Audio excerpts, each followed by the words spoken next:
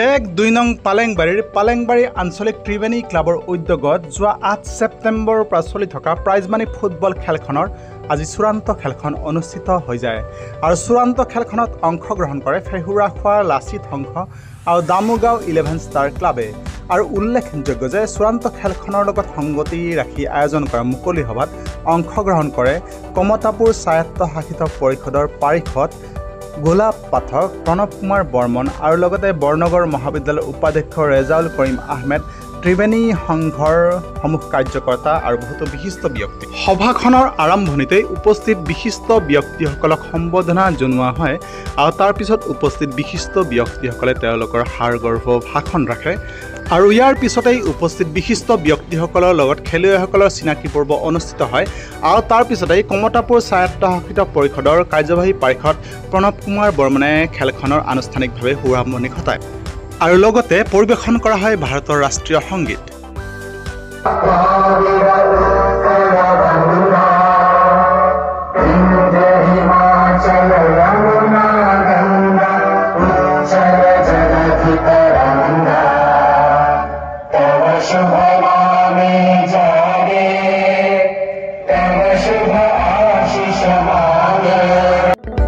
উল্লেখযোগ্য যে চূড়ান্ত খেলখনত ফেহুৰাখোৱা লাচিত সংঘই 2-1 গলৰ ব্যৱধানত দামুগাঁও 11 ষ্টাৰ ক্লাবক পৰাস্ত কৰি চূড়ান্ত বিজয়ীৰ খিতাপ দখল কৰে।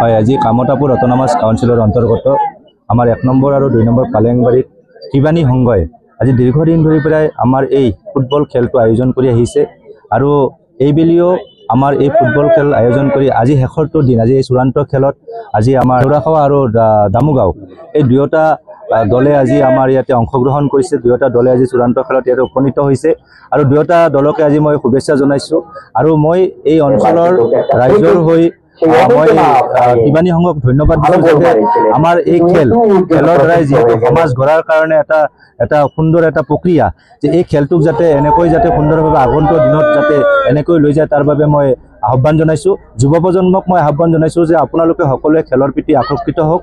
আজি শিক্ষাৰ সমান্তৰালভাৱে আপোনালোকে খেলৰ লগত জড়িত হওক এইকাৰণেই যে খেলৰ দ্বাৰাই আজি সমাজখন সুস্থিৰ কৰি ৰাখে।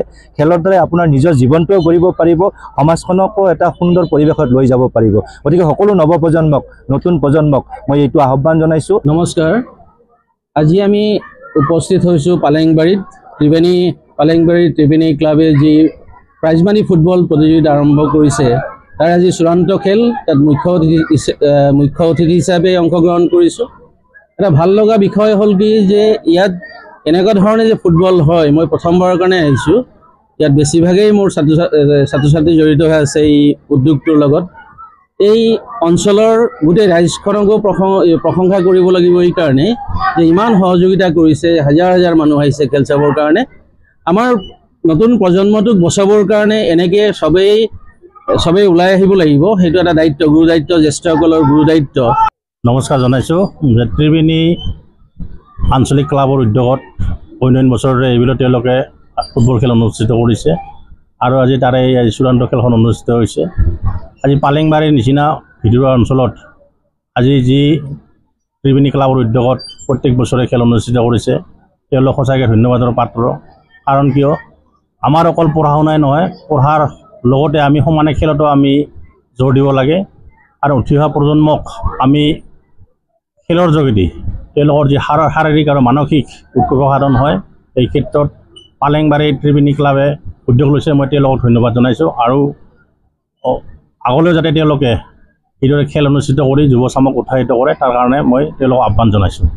ছাৰেতো কৈ গ'লে ইয়াতে যোনটো সুন্দৰ পৰিৱেশ, ইয়াতে কিন্তু ময়ো প্ৰথমবাৰৰ বাবে আহিছোঁ আৰু এটা কথা মোৰ একদম আচৰিত লাগিছে, ইয়াতে যোনখিনি আপোনালোকে যদি কেমেৰা এবাৰ ঘূৰাই দিয়ে দৰ্শক আপোনালোকে চাবচোন একদম ভৰি পৰি আছে। তাৰমানে সেইকাৰণে মানে ত্ৰিবেণী আমাৰ যোনটো ক্লাব আছে তেওঁলোকক ধন্যবাদ জনাব লাগিব ফুটবলটো জীয়াই ৰখাৰ বাবে।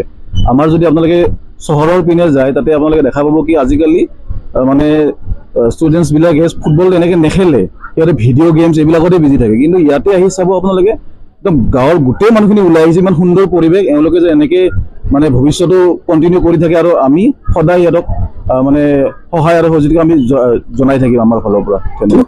আজি ত্ৰিবেণী আঞ্চলিক ক্লাবে আজি প্ৰতি বছৰে ইয়াত ফুটবল প্ৰতিযোগিতা আৰম্ভ কৰে আৰু এইবাৰ আজি এই ফুটবল প্ৰতিযোগিতাৰ অন্তিম তথা চূড়ান্ত খেলখন ইয়াত অনুষ্ঠিত হৈ আছে।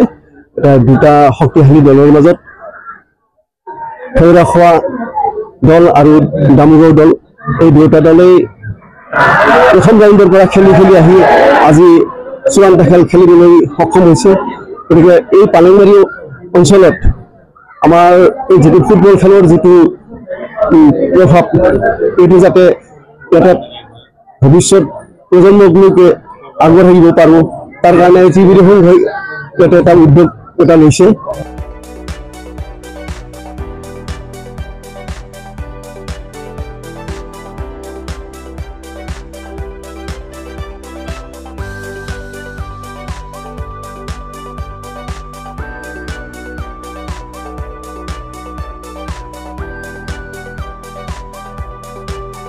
পালেংবাৰীৰ পৰা নিপুণ দাসৰ সহযোগত উদয়ন নাথৰ ৰিপৰ্ট, নিউজ টাইম 3।